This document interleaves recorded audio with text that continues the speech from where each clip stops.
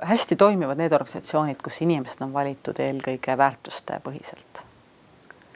Et oskusi saab muuta. Väärtusi ja põhilisi hoiakuid on väga keeruline muuta.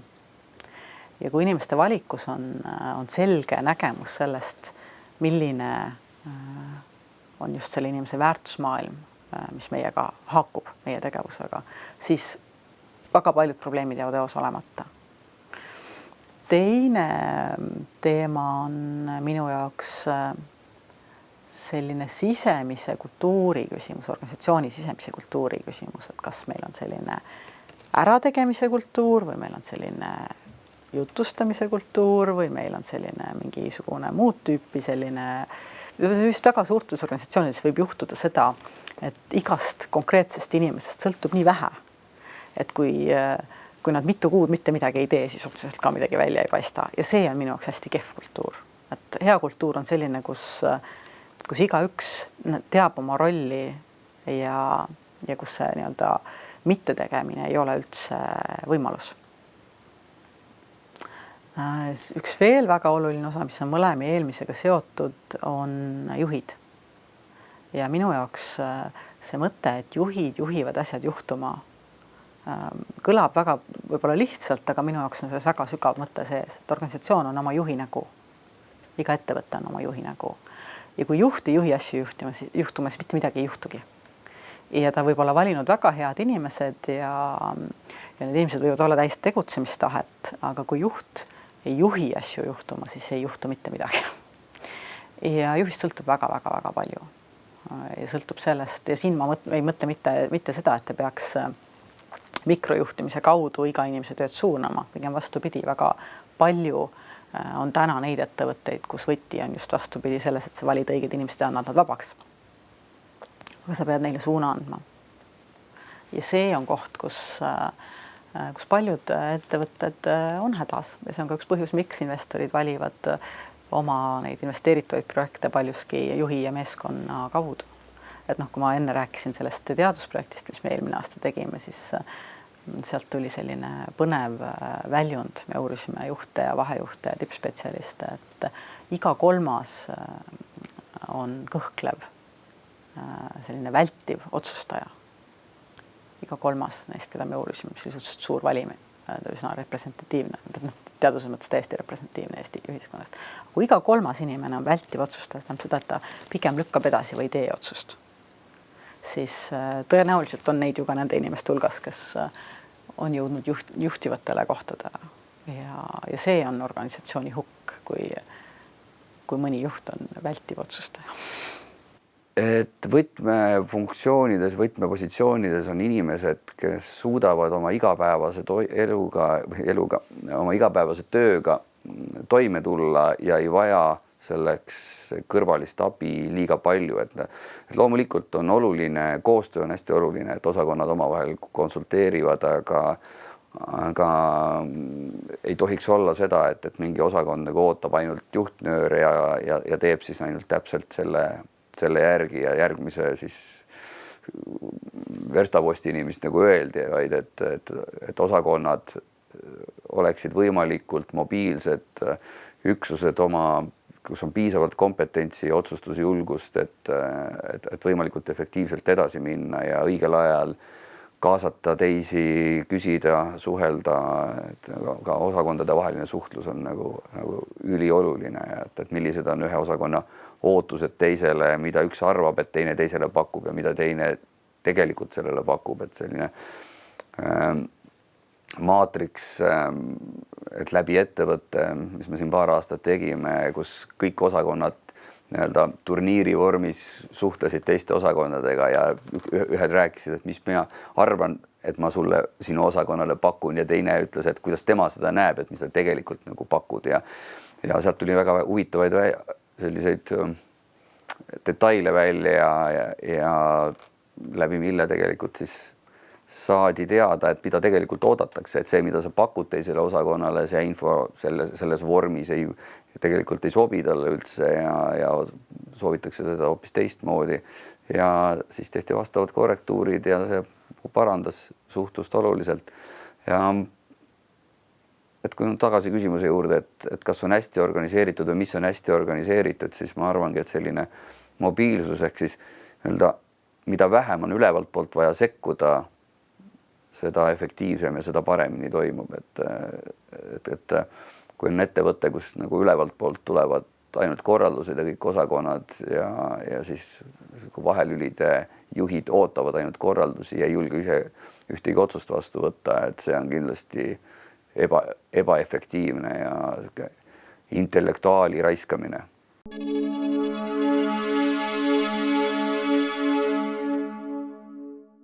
Esimene motivatsioonipakett on see, et ma muidugi pakun tööd.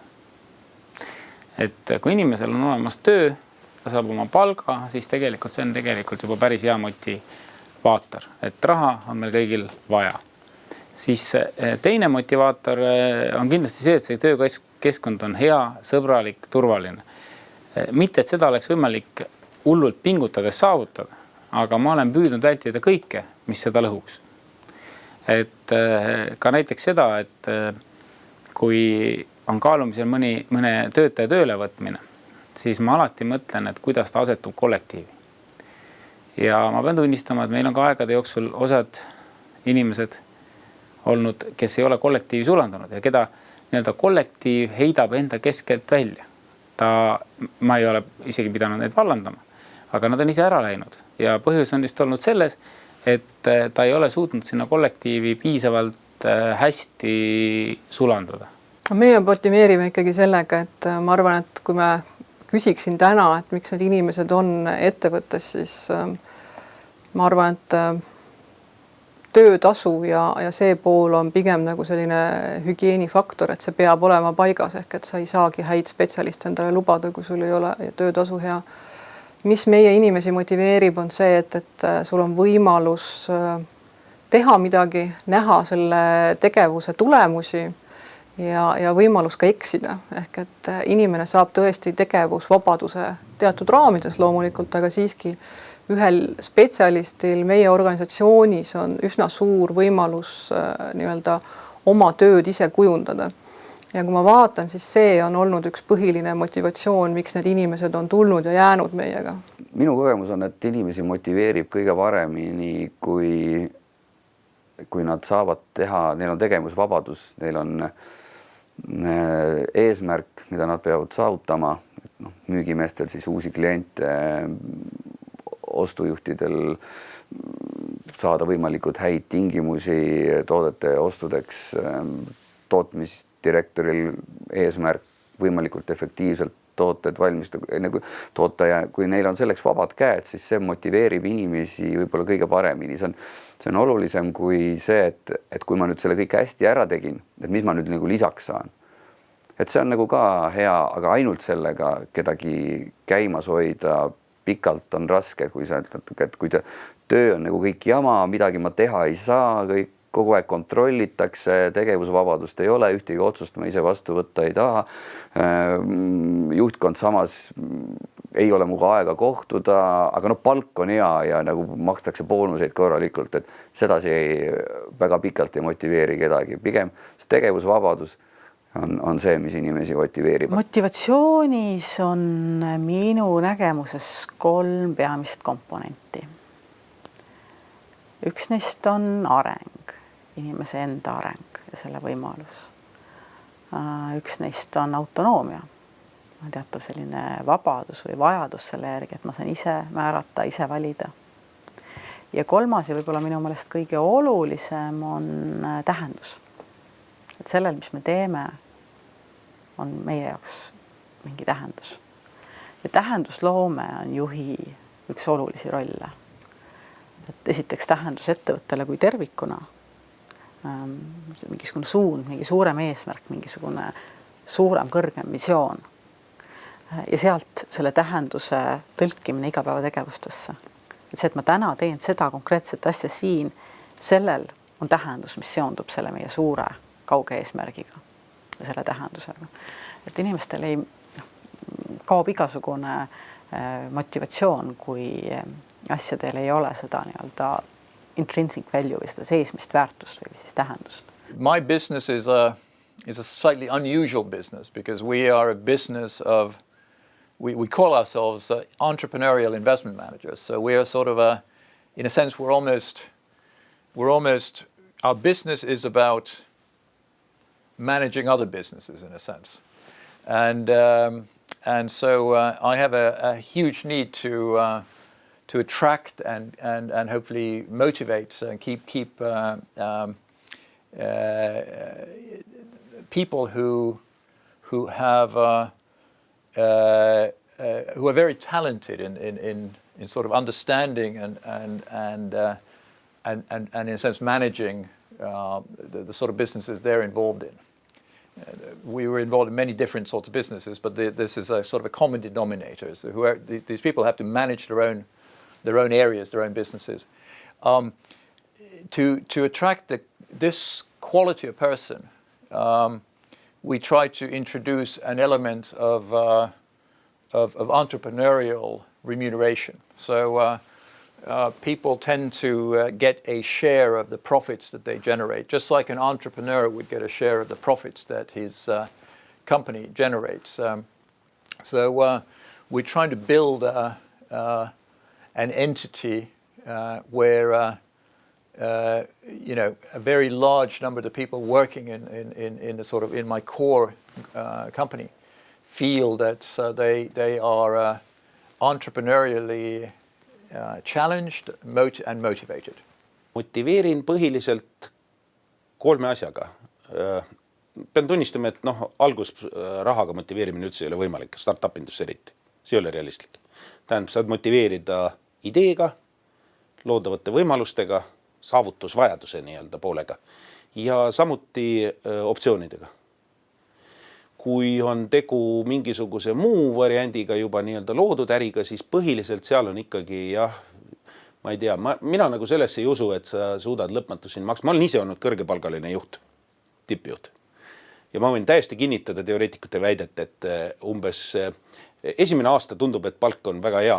Teiseks aastaks tundub, et võiks nagu suurem olla. Ehk siis palga mõju, nii-öelda palganumbri mõju on tähtis, aga mitte kõige esmane. Kõige esmane on ikkagi see usk, see veendumus, see kuidagi see vaimustus. Ehk siis kuidagi tuleb inimesed ära veenda, nii-öelda veedelda neid heas mõttes. Ja kui see õnnestub, siis sinna normaalse palganumbri juurde lisamisel läheb hästi.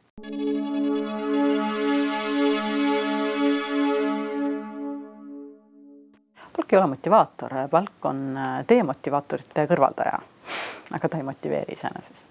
Eks see raha on ikkagi alati motivaator ja ta peab olema kuskilt maalt, peab see ei ole võib-olla et see mingi summa, mis alates me saame öelda, et nüüd sellest summast alates nüüd enam palk ei motiveeri, nüüd motiveerib juba nagu mingid muud tegurid.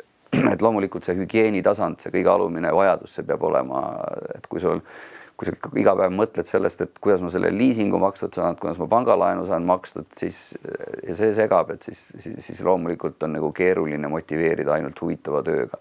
Meil on teadlik poliitika ehk, et Statoilis me ei maksa inimestele mingisuguseid selliseid pööraseid kompensatsioone, mis on paljudes ettevõtetes ehk, et on veel erinevad toetused või sellised.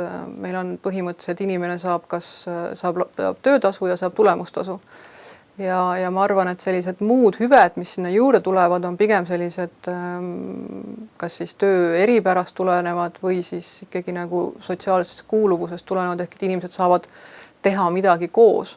Ehk, et meie nii-öelda, kui me paketi kokku paneme, siis selline rahaline pakett on peaaegu 100% on tasu ja tulemustasu ehk, et midagi muud suurt ei saa.